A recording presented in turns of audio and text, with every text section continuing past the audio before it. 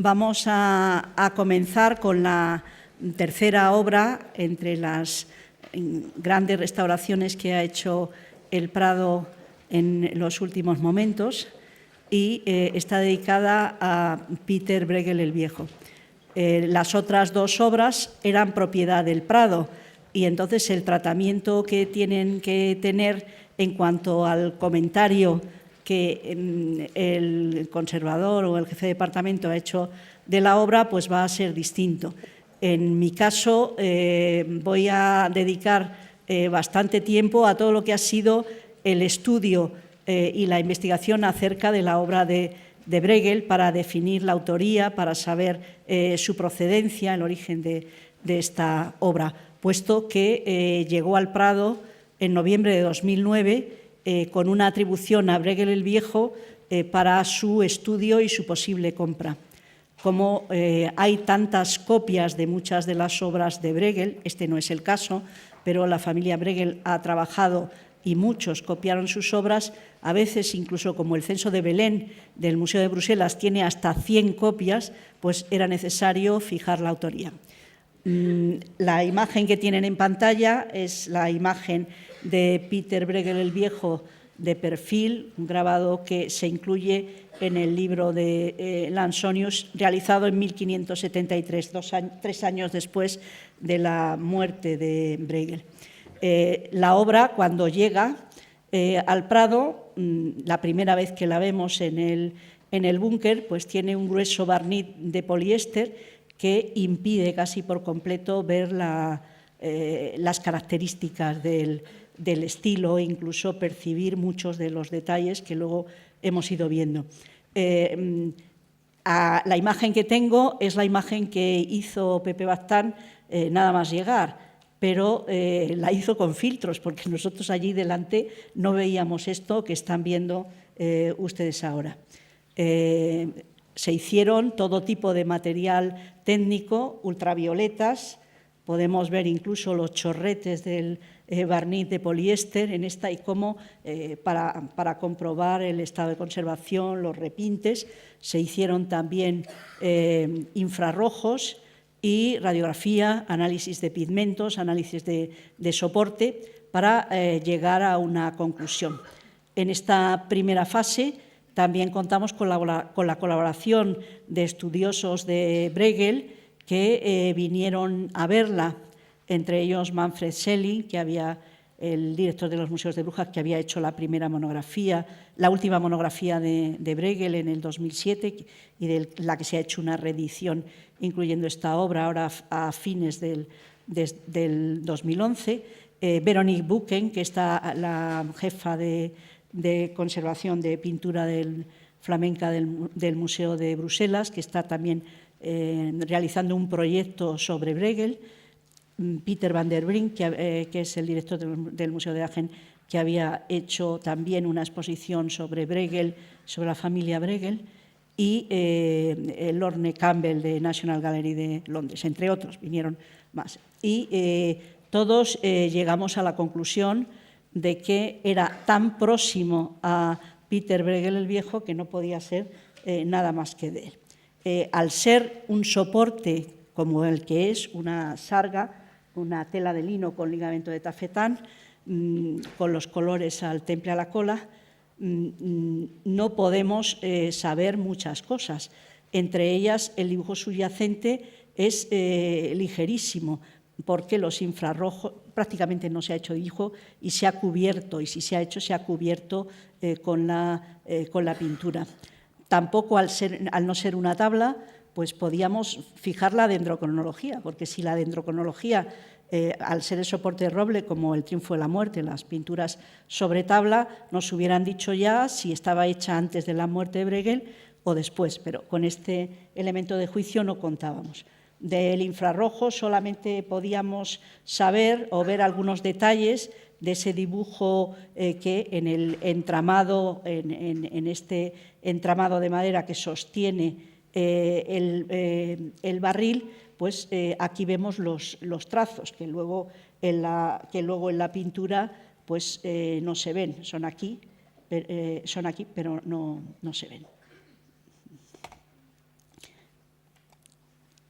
Si hubiéramos tenido, ya digo, ese dibujo subyacente al ser una tabla, nosotros hubiéramos conocido perfectamente el estilo de Bruegel el Viejo, porque su dibujo subyacente, con ese dominio que tiene del trazo, la rapidez, la fluidez con que define una forma, pues hubiéramos enseguida visto su mano perfectamente, sin más problemas.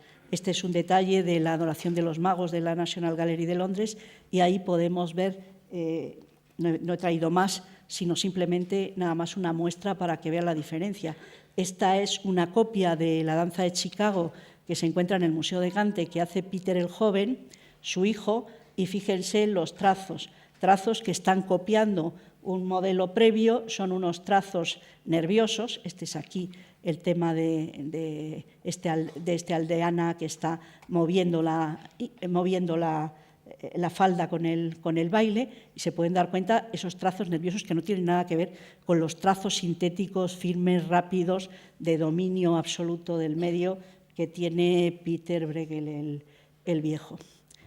Incluso, pues, cuando veíamos detalles como las caras, que no se podían ver al principio o se intuían, pues también tratábamos de identificar a través de las figuras y de los distintos elementos compositivos, pues si era realmente Bruegel el Viejo o no. Una obra como esta que tenemos del Censo de Belén del Museo de Bruselas, de la que se han hecho más de 100 copias, muchas de ellas firmadas, nos muestra, bueno, vamos atrás, el tema es el momento en que la Virgen y San José llegan a Belén para censarse, y aquí están los que le preceden para incluirse en esa especie de catastro, en esa especie de censo. Lo representa como si fuera una ciudad flamenca, incluso con elementos tan anacrónicos como una iglesia medieval. La Virgen aparece casi perdida aquí, pero en esa Virgen, que luego vamos a ver los detalles, podemos ver la manera con que traduce las figuras y marca los rasgos, solamente con unos pequeños toques de pincel en los labios, en la nariz, unos toques en los ojos, una estructura de la cabeza mucho más redonda, podemos ver claramente. Aquí tenemos parte de las caras de la Virgen en esas copias que se han hecho. Estas dos que estoy señalando, el A y el B y el H, están firmadas por Peter Bruegel el Joven y están hechas entre 1604, 1607, 1610.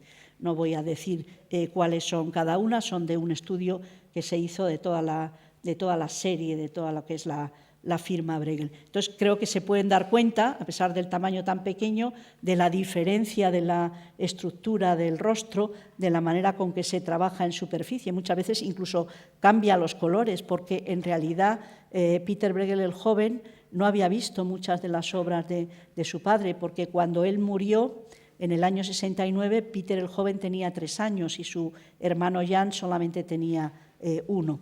Muchas de estas obras ya estaban en manos privadas y no se habían podido conocer. Probablemente existían dibujos o cartones o algún elemento a través del cual él lo pudiera copiar. Lo que resultó absolutamente valioso para identificar la mano de Peter Bruegel en esta sarga del Prado es precisamente la radiografía. Y por tal razón ha sido por la que la hemos exhibido conjuntamente con el cuadro en la pequeña exposición que existe ahora en el museo, en la sala de Jerónimos, y que les invito, si no la han visto, pues a que vayan a verla. En la radiografía, como siempre, pues se puede ver el estado de conservación y cómo se ha construido el soporte con 2 elementos de la tela, que al tener 1,48 m, como la tela que se ha usado mide solamente 1 metro de ancho, pues ha habido que unir dos telas y no se ha hecho lógicamente en el centro, sino un poco más arriba, porque si se hubiera hecho en el centro no había habido los 3 orillos, sino simplemente 2, y se hubiera deshilachado por 2 partes y así solo el problema existía en una nada más. También se ve pues todos los cómo están los rotos, las rasgaduras, ya los indicará Elisa Moro. Pero a nosotros lo que nos importa más es ver cómo aquí ya se veía absolutamente el estilo personal de Bruegel e incluso muchos detalles de la composición que no podíamos percibir entonces. Incluso con filtro, pues veíamos que prácticamente nosotros no veíamos ahí que existía esta cruz, este crucero, o muchos de los detalles de las figuras, las antorchas que llevan a la puerta, a la Hallenpoort de Bruselas, que es la única que se conserva ahora en la ciudad de Bruselas, y que, perdón, que lo he hecho al revés, que es la única que se conserva en Bruselas y que estaba muy cerca de la casa donde Bruegel vivía con su mujer, la hija de Peter Koecke, con la que se casó en el año 1563. Entonces aquí podemos ver pues, los hachones de luz, las figuras que marchan de espaldas camino de la puerta de Hall después de abandonar esa fiesta, montones de cosas, los pájaros, no se veía absolutamente nada, el crucero,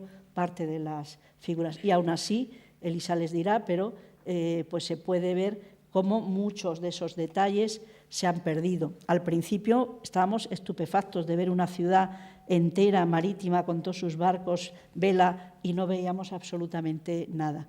Después,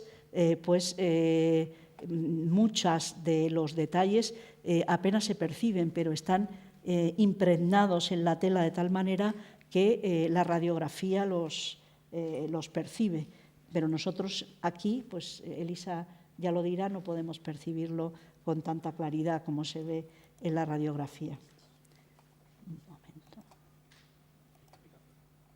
¿Qué?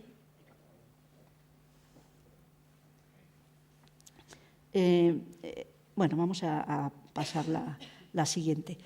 La radiografía nos permite ver pues cómo estaban hechas las figuras, los trazos. Ahora, todas las que ponemos para comparar son ya tras la limpieza, porque ya les digo que entonces no se veía, cuando nosotros analizábamos la radiografía al principio, no se veía casi nada. Podemos ver la manera con que hace los puntos de luz para trazar las cejas, los labios, la estructura de la cabeza, cómo traza cada uno de los detalles, los jarros, los efectos de luz, el dominio que tiene para los trazos de los plegados, vamos a ver alguna más, la manera con que de forma sintética, esto es muy característica suya, algunas de las figuras casi parecen un Gauguin, como una que está tumbada de espaldas en la parte izquierda, pues podemos ver los trazos sintéticos absolutamente claros, que ya digo que ahora los percibimos lo mismo que cada uno de los detalles, pero antes nos resultaba casi imposible, lo mismo que aquí los podemos ver. Siempre es el mismo tipo de figura. Una vez que nosotros vimos, podemos verlos en superficie, los plegados, las caras, siempre es igual.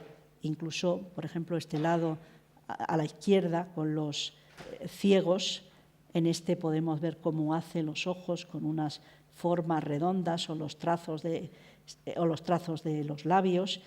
Esta figura que es de un tiñoso, en donde podemos ver también los trazos sintéticos con que hace cada uno de los detalles de los contornos. Cualquiera de ellos. Podemos ver la simplicidad, que es una de las características de Bruegel, que le distinguen del resto de los pintores flamencos que le preceden, y esta especie de tintas planas que usa a veces apenas matizadas con un frotis. Esto es algo que no tiene nada que ver con la pintura flamenca anterior. Vamos a ir pasando, pero para que se vean esos detalles, esos trazos, aquí podemos ver todavía, porque la radiografía responde a ese primer momento. Se hizo a la semana después de llegar la obra al Prado en noviembre de 2009, y entonces todavía se ven los detalles que entonces había al no haberse quitado el rentelado con los encogimientos de la tela, que cuando vemos ahora las fotos que les pongo del visible, de la superficie, pues ya no las tiene. La ventanita en la que se asoman esas 4 figuras, que yo de la primera vez que vi la radiografía me tenían asombrada, porque en la obra no se veía nada, y en cambio aquí ya podemos ver esos trazos simples, sintéticos, una tendencia expresiva que es propia de su formación de miniaturista, que nosotros conocemos a través de los documentos. Precisamente en el inventario de Giulio Clovio, en Roma, donde Bruegel está y conoce a Giulio Clovio, pues hay una obra que se dice en ese inventario que es una miniatura que está hecha la mitad por Giulio Clovio y la otra mitad por Maestre Peter Bruegel, que no ha llegado, por supuesto, hasta nosotros.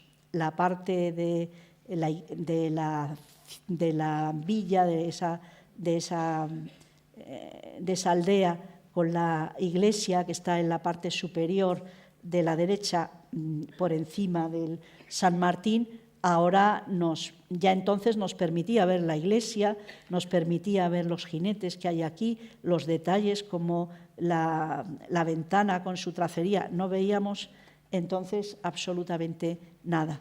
Ahora pues podemos ver claramente todos los detalles e incluso esta bandada de pájaros que apareció en casi los últimos días de la restauración y que es casi uno de los elementos que constituyen su firma. Vamos a ver, cuando ya estudiamos la radiografía y con todos estos análisis técnicos, llegamos a la conclusión. Yo hice el primer informe en diciembre del 2009 diciendo que las características eran tan próximas a Bruegel que tenían que ser suyas a la fuerza, pero recomendaba que se hiciera una restauración, no ya solamente para ver lo que había debajo del barniz de poliéster, sino porque como no era simplemente para estudiarla, sino para comprarla, pues qué posibilidades teníamos de quitar el barniz y que lo que hubiera debajo, lo que resultara, pues tuviera una calidad suficiente y no se hubiera estropeado completamente la pintura tras el barniz. Así se hizo, se firmó un convenio con los propietarios y se inició la restauración, la inició Elisa en marzo de 2010. Y en paralelo lo que ya se estuvo haciendo fue el estudio de la obra. La obra no era totalmente desconocida porque la había publicado Matías Díaz Padrón en 1980 en Archivo Español de Arte, pero a pesar de que nosotros creemos siempre que es la revista más importante, y en aquellos años lo era, escrita en español, pero ninguno de los estudiosos de Bruegel, que no deben saber español ninguno o que no se habían acercado a esta obra, pues la identificaron ya ni siquiera entre las obras de Bruegel el Joven, a quien se le había atribuido Matías Díaz Padrón. Él no la conocía directamente, solamente la había visto a través de una foto en blanco y negra mala, que realmente pues, claro, no permitía saber en una complejidad tal como es todo el mundo de los Bruegel, pues no permitía saber si era original o no. Y en aquel momento, pues, y el propio Matías así lo pensaba, se creía que el original podía ser el fragmento que se conserva en Viena. Lo que sí teníamos era la constatación exacta de que Bruegel había hecho esta obra.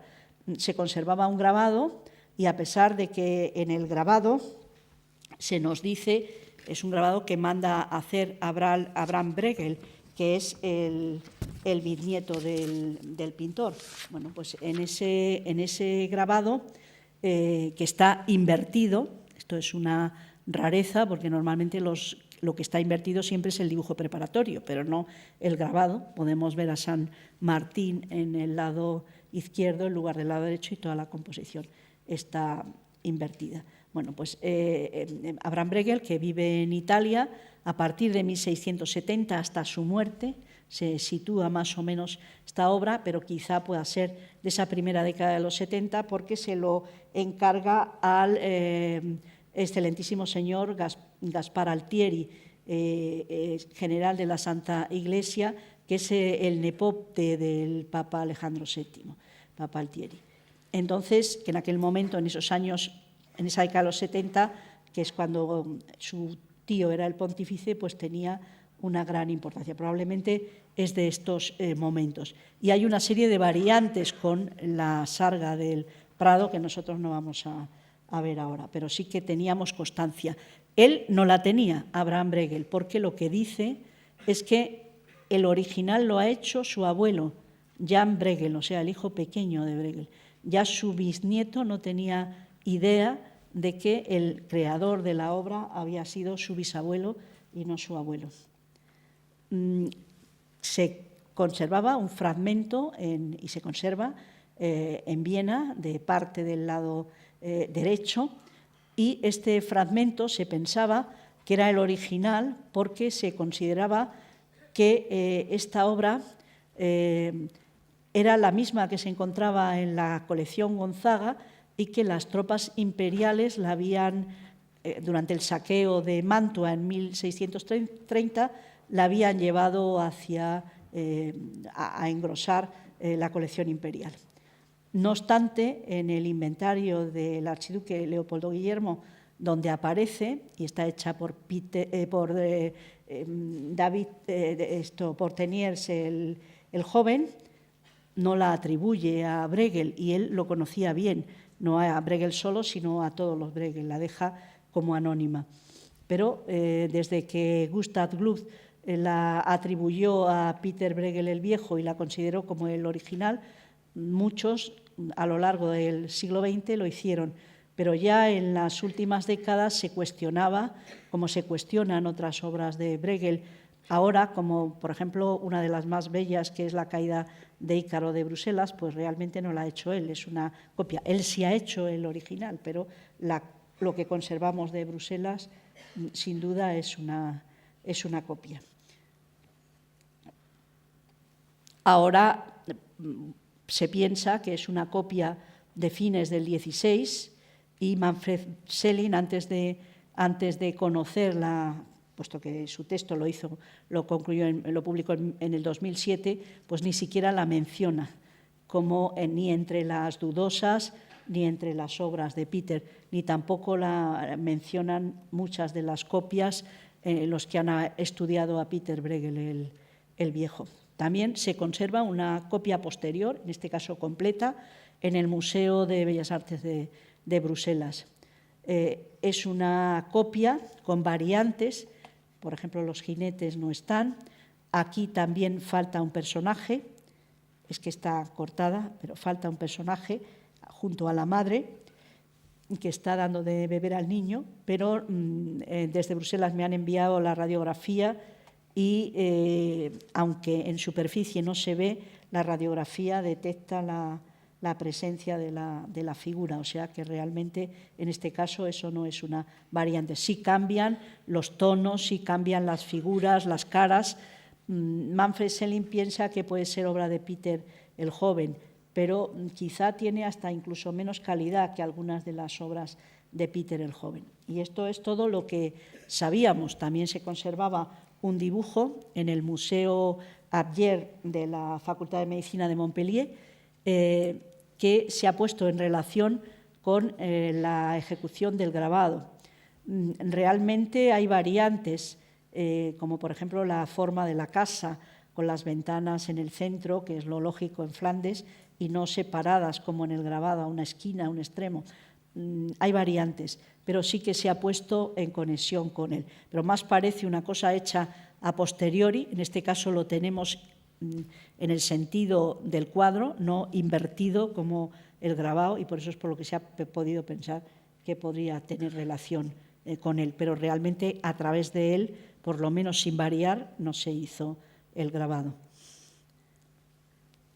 Lo que teníamos además de esas fuentes imaginarias era también fuentes literarias. Ya he mencionado una de ellas, que era precisamente la colección Gonzaga.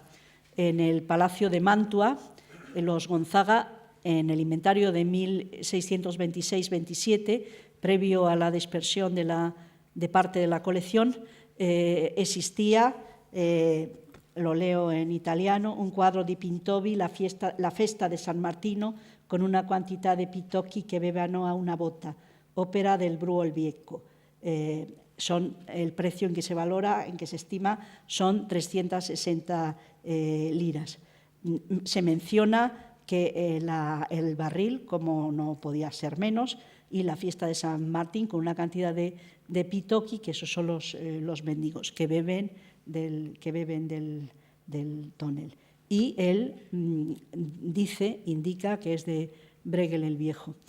Se piensa que Vincenzo Gonzaga lo había comprado, que es gran amante de la pintura flamenca, había estado 2 veces en Flandes, es el que contrata a Rubens, que está trabajando para él, y para el que compra cuando está en Roma La muerte de la Virgen de Caravaggio. Pues tiene una colección y esta obra se encontraba en la Galería de la Mostra, justo en el mismo espacio que los triunfos del Mantegna, que es una de las obras más valoradas de la colección, que ahora se encuentran en Hampton en la colección de la reina de Inglaterra.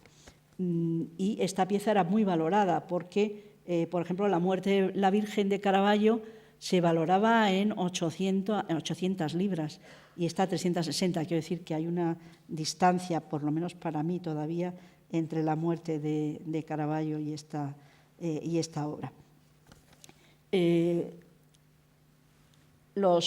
La mayoría de los historiadores opinaban que, puesto que tenían la idea de que el fragmento de Viena era el original, pensaban que las tropas imperiales, cuando entraron a saco en el Palacio de Mantua, se llevaron esta obra y la llevaron a Viena. Pero realmente esto no es así, porque la emperatriz era una Gonzaga, Eleonora Gonzaga, y hay testimonios literarios, cartas que indican que se devuelva todo lo que se ha robado a Mantua. Y el propio emperador Fernando III recibe una carta del coronel Ottavio Piccolomini que le dice qué es lo que quedaba en Mantua poco después del saco, a los 6 meses, en el año 1631.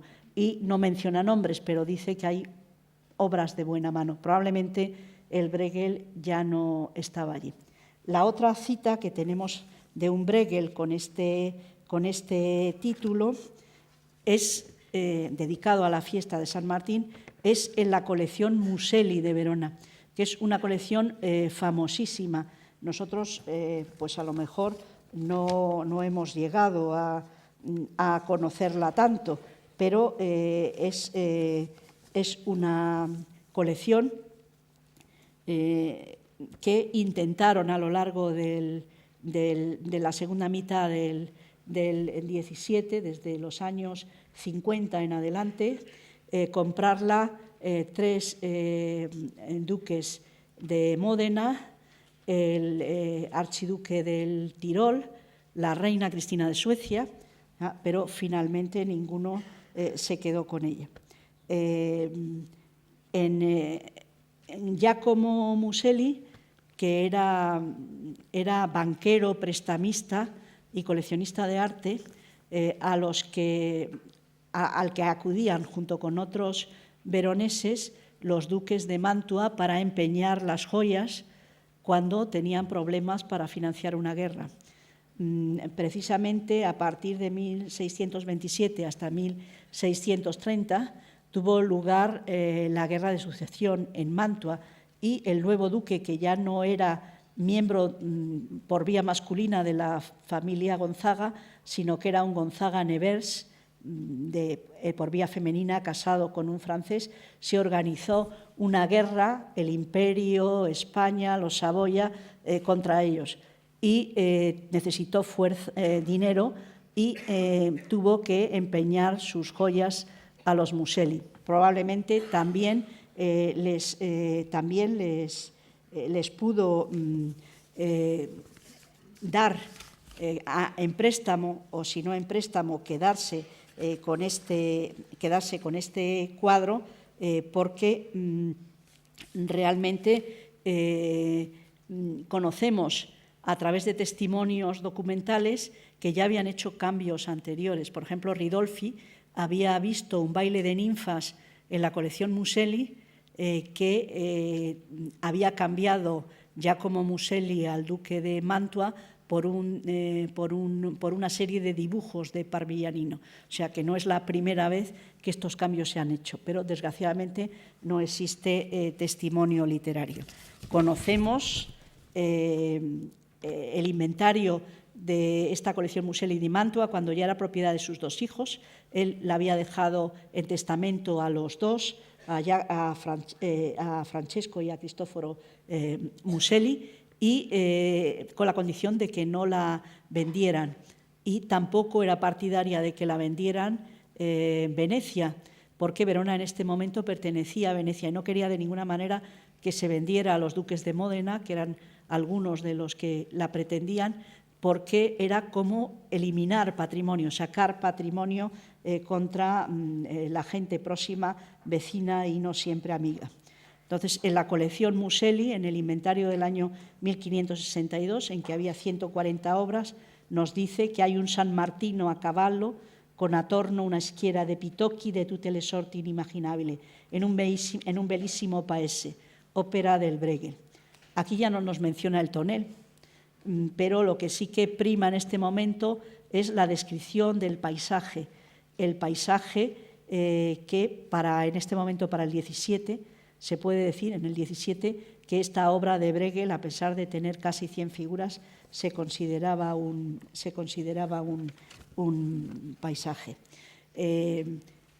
Tenemos noticias, aparte de que todas esas personas que les he indicado, los tres duques de Módena, el archiduque de Tirol, Fernando Carlos, la reina Cristina de Suecia, pretendieron comprarla, pero él la vendía, los Museli la vendían y no obtuvieron el permiso, y finalmente ninguno de ellos logró hacerse con ella. En 1672, cuando ya solo tenía 122 pinturas, 18 menos, la vendieron a un tal Messier Alvarese, que era un negociante que la vendió al duque de Orleans. El duque de Orleans no tiene el cuadro de Bruegel, por lo que cabe pensar que entre esas 18 pinturas que restan de las dos cifras, una de ellas debió ser el Bruegel, que se quedó en Italia. Por toda una serie de cartas que hay entre el duque de Módena, los duques de Módena y su agente, sabemos que un hijo de Cristoforo Museli era clérigo y quería tener un beneficio. Entonces, en la carta la gente le dice al duque que si le consiguiera un beneficio, que estarían más dispuestos a venderle las obras y en mejor precio, porque pedían una cantidad sustanciosa. No sabemos, se había ofrecido al cardenal Chigi, pero realmente no sabemos si se vendió o llegó a Roma o a Nápoles por cualquier otra vía. No hemos podido encontrar documentos. Lo que sí que se sabe es que dos obras de esa colección Museli, que eran un retrato de Giovanni Bellini, y otro del Correggio, el duque Julio César Gonzaga se la regaló al cardenal Leopoldo de Medici, que era otro de los grandes coleccionistas del momento. O sea, que realmente esas 18 pinturas podían ser entre las mejores, y quizá este Bruegel, que nunca marchó a Francia y que se quedó en Italia. La primera cita que tenemos del Bruegel, documentada en España y con referencias a este mismo Bruegel, Las otras pensamos que es el mismo y esta es la hipótesis que mantenemos. Pero ahora la siguiente que tenemos sabemos que es este mismo Bruegel. Es el noveno duque de Medinaceli, Luis Francisco de la Cerda y Aragón, que la trae a España como mínimo en 1702, cuando vuelve de su estancia en Italia, tras haber sido primero embajador de España en Roma y después virrey de Nápoles. Hay un inventario que publicó por primera vez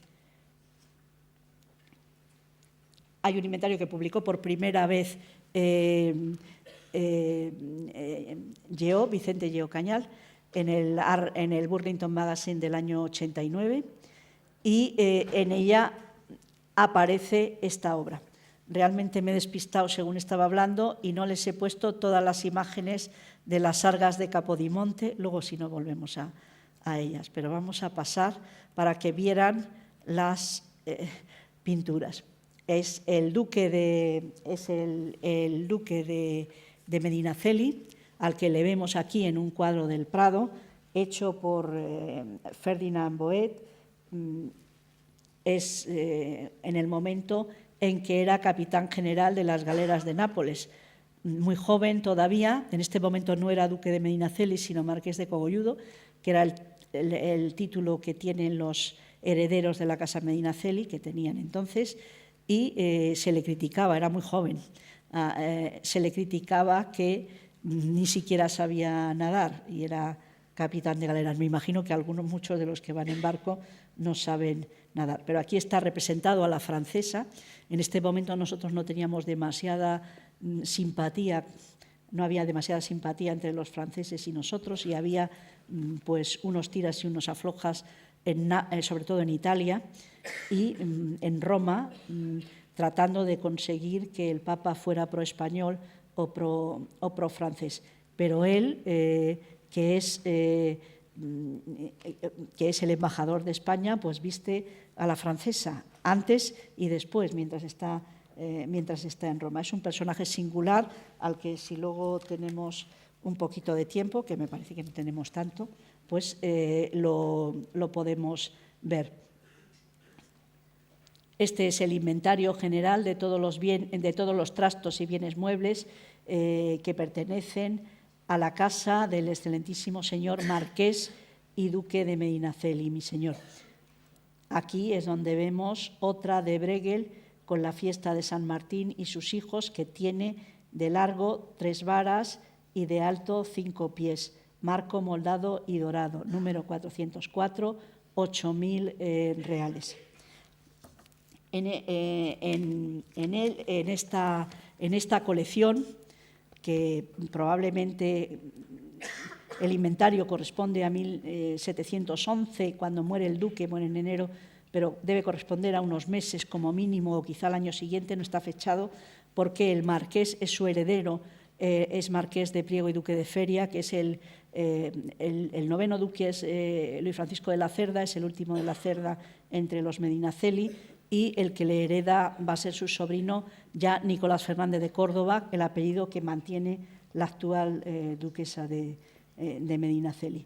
Y por eso dice el marqués, mi señor, y dentro del inventario separado se incluyen obras que pertenecen a Nicolás, no solo a él, pero esta pertenece a Nicolás, precisamente, a Luis Francisco de la Cerda. Precisamente él era el propietario de las hilanderas. En el inventario, con el número 18, nos dice, está antes de ponerle tal como se exhibía antes, con los añadidos. No he cogido otra imagen actual.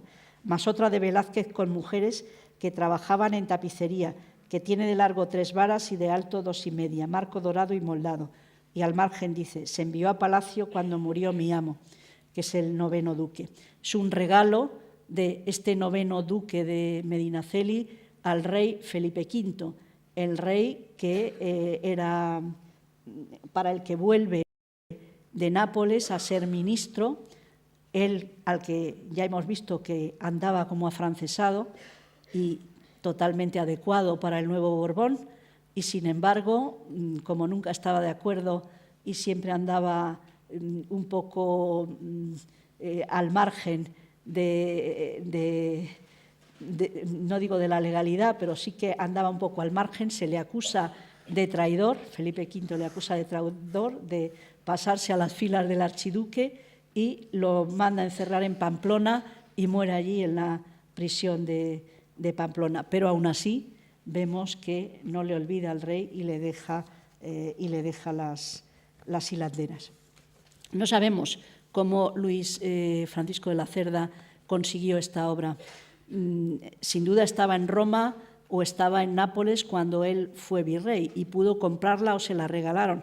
A su tío, Pedro Antonio de Aragón, le habían regalado, las tiene protocolizadas, en el archivo de protocolos se pueden ver en 1680, tiene protocolizadas 329 obras y quienes se las regalaron, entre ellas Caravaggio y de todo.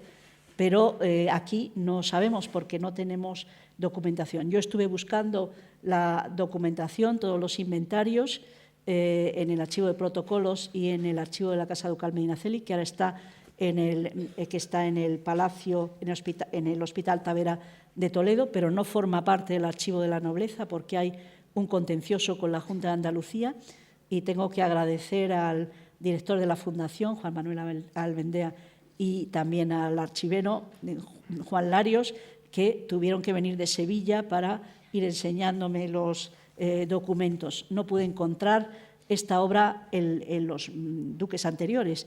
Uno de ellos, el que es contemporáneo de Bruegel, pues había estado en Flandes, pero los Medinaceli no tenían una buena colección de pintura. Lo único que tenían mejor era cuando iban uniendo las casas, pero dejaban en sus palacios correspondientes la colección de pinturas, como pasa, por ejemplo, ahora en la Casa de Pilatos, que no está formada la colección por los Medinaceli. Entonces, el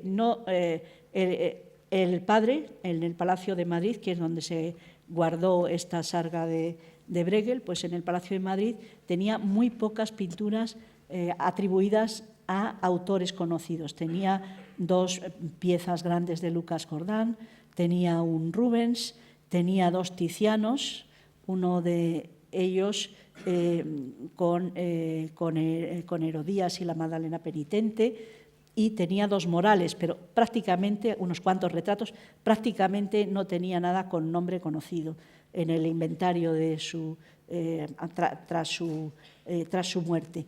Entonces, todo apunta a que la colección la formó en Italia este 9º duque de Medinaceli, que ya digo que era un personaje increíble, pero que, por desgracia, está muy poco estudiado. Se han estudiado otros virreyes, se han estudiado otros embajadores, pero él, que tuvo un papel muy destacado a nivel intelectual, creó una academia, le encantaba la música, era el patrono, el que llevaba el teatro de ópera de Nápoles. Realmente prácticamente no hay estudios sobre él y su documentación pues está bastante sin estudiar. Yo no pude ver la amplísima documentación que tenía y quizá pues hay algún detalle en algún sitio, pero se necesita tanto tiempo que yo en aquel momento no pude invertir. Lo único que sí que nos interesaba saber era que era esta la vía italiana la que sin duda la procedencia de esta obra, y mantenemos la hipótesis de que fue el duque de Medinaceli. Ya íbamos con todas estas pistas, todas estas investigaciones las hice a lo largo del mes de junio del 2010 y antes, y teníamos un plazo de 6 meses y a principio de septiembre apareció la firma. Ya les contará y la fecha. Ya les contará Elisa Mora, que es la que la encontró, cómo fue todo este hecho. Sin duda, tras la restauración, la obra ha recuperado pues, la textura, la calidad. Se han podido ver matices que antes no se veían, ha ganado en profundidad.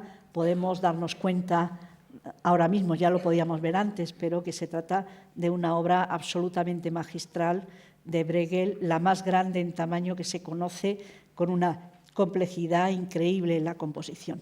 Yo no me voy a detener más en esto, entre otras cosas, porque dentro de 10 minutos tengo que terminar. Entonces, voy a ver un poco lo que es la iconografía del tema. El tema está vinculado a la historia de San Martín, pero no es una pintura religiosa, tampoco es una pintura profana.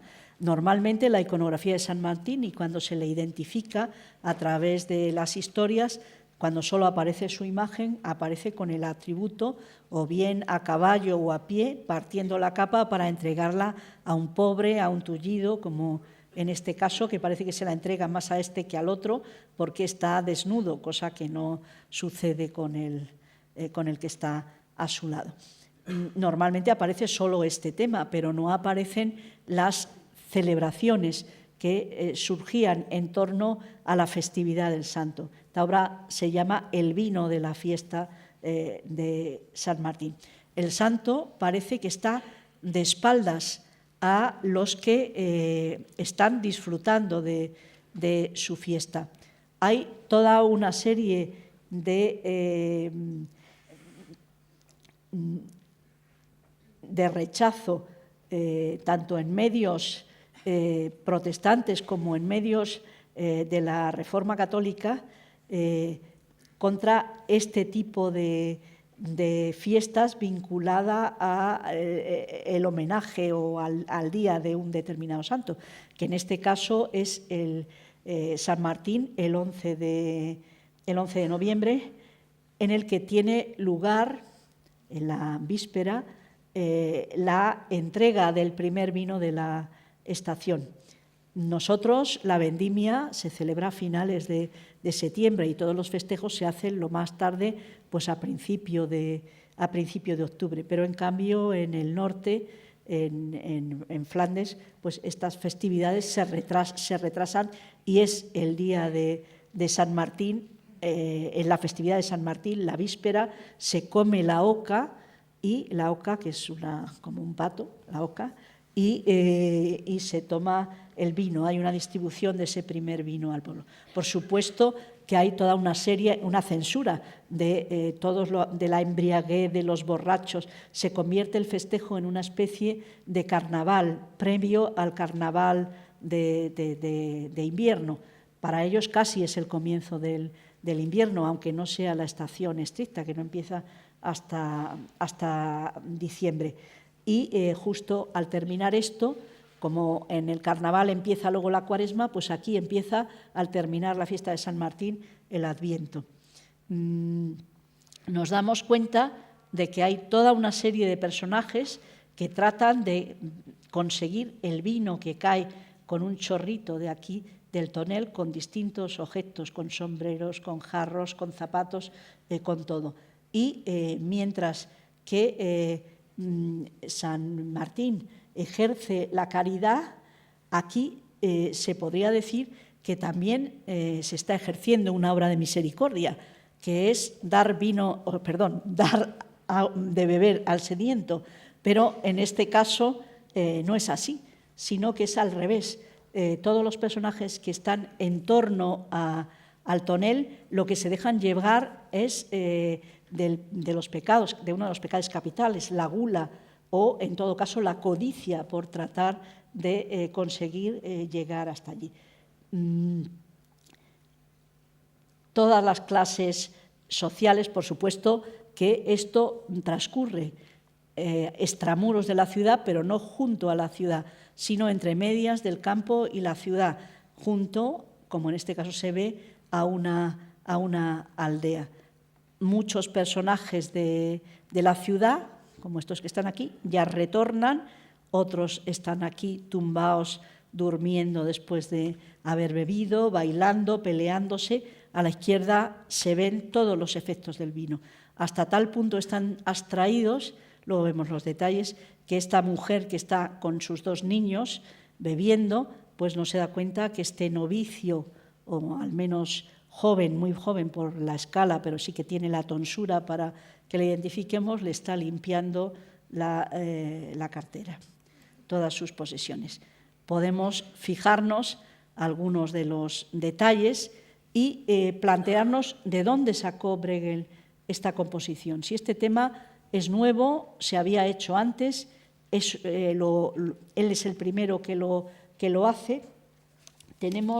Se han conservado 2 copias de Peter Valtens, que es colaborador de Bruegel al principio de su carrera. El primer documento que conservamos de Bruegel es de 1551 y es un retablo que se hace para la Catedral de Malinas y lo contrata un intermediario, Dorisi, y mientras que Bruegel hace las figuras exteriores en grisalla, Peter Valtens se encarga de hacer el interior del tríptico, la parte más importante. Nosotros ahora no valoramos a Peter Valtens, pero en su momento era más famoso, incluso pues, más buscado que Bruegel. Conocemos que algunas obras de Bruegel, como por ejemplo es El país de la cucaña, se han hecho en una especie de emulatio, o sea que los dos trataban de hacer el mismo tema, pero mejor. No sabemos si por encargo o una emulatio simplemente entre ellos. Aquí tenemos las 2 copias. Esta es la de las 2 temas del vino en la fiesta de San Martín. Este es San Martín, pero la diapositiva me ha salido cortada. También tiene la capa y todo esto que le está cortando y los mendigos y enfermos que están, y tullidos que están aquí. Pero esta es la de Ámsterdam y hay otra en el Museo de Amberes que es un poquito mejor. Pero todo es igual.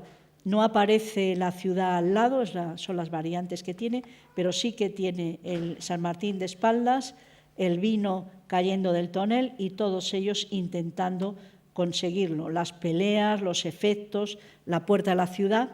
Y realmente, al ser una obra tan mala me refiero que está peor hecha, pues no parece que la haya hecho a posteriori de Bruegel, sino que la han hecho como en competencia. Cada uno, no digo que independientemente en su casa yo hago esto, tú haces esto, pero no surge sin duda la de Valtens a posteriori de la de Bruegel, aunque no lo podamos asegurar. Vemos estos fragmentos en los que podemos darnos cuenta de cómo aparece de espaldas y solamente estos 2 personajes atienden al santo. Santo normalmente está ya partiendo la capa con la espada o incluso entregándosela, pero aquí está justo en el momento previo a partirla. Vamos a ver los otros detalles. En el centro vemos como todos tratan de beber. Los que ya tienen la bebida pues salen, se marchan, beben, como el tiñoso que vemos aquí, como todos los otros que no la tienen, pues tratan de que uno que está arriba en mejor posición se la dé o de conseguirla de cualquier manera. Vamos a ver los detalles. Aquí vemos el chorrito, vemos todos los objetos que utilizan, los personajes en unas actitudes tan complejas que nos indican el dominio que tiene Bruegel de la composición para saber encajar todas ellas y trabajar a la prima con estos contornos y estos plegados que habíamos dicho que eran tan característicos suyos. El chorrito, sus zapatos, los gorros, todos los objetos que vemos aquí. Se ha recuperado también los colores típicos de Bruegel, ese amarillo, ese rojo, esos rojos que utiliza casi como elemento para centrar las partes más importantes de la composición. A la izquierda, pues vemos los resultados, los efectos de la bebida, de la embriaguez. A unos duermen, otros pelean, otros bailan. Este está tendido en el suelo sobre sus vómitos, este se dispone a vomitar, y una mujer que tiene un niño de espaldas a la cruz y que parece que le está iniciando en la bebida, porque realmente no se ve ninguna fuente de agua, sino ahí todo lo que se ve es vino. Vamos a ver los otros personajes. Esta fue una de las figuras que más pronto nos dio, una vez que se liberó el barniz, los efectos la identidad de trabajo con las obras de Bruegel, porque podemos ver cómo hace en superficie, sobre el color, toda una serie de trazos para dar sensación de volumen. Y aquí vemos al niño. Este que vemos tumbado sobre sus vómitos tiene en la camisa la mano de Amberes. Esta mano se ponía a todos los objetos para decir que habían salido de la ciudad de Amberes y que la ciudad de Amberes los avalaba. En el caso de los indigentes, mendigos o huérfanos, se les entregaba la ropa y tenía la marca. Probablemente él la enseñaba porque estaba ahí tendido, borracho, porque cualquier persona que viera esta marca sabía, al parecer era un indicio de eso, que este hombre, si le daban una limosna, si le daban dinero, se lo podían gastar en vino o en el juego. Vemos este que se dispone a vomitar. Esto no es el vómito, sino la cinta. Los que se pelean, los que danzan, todos ellos tienen una composición absolutamente magistral. El Prado ha tenido la suerte de poder adquirir esta obra. Se ha comprado con la ayuda del Ministerio de Cultura, que ha puesto una parte del dinero y otra la ha puesto en el Museo del Prado. Y a partir de que se compró en septiembre de 2010, pues el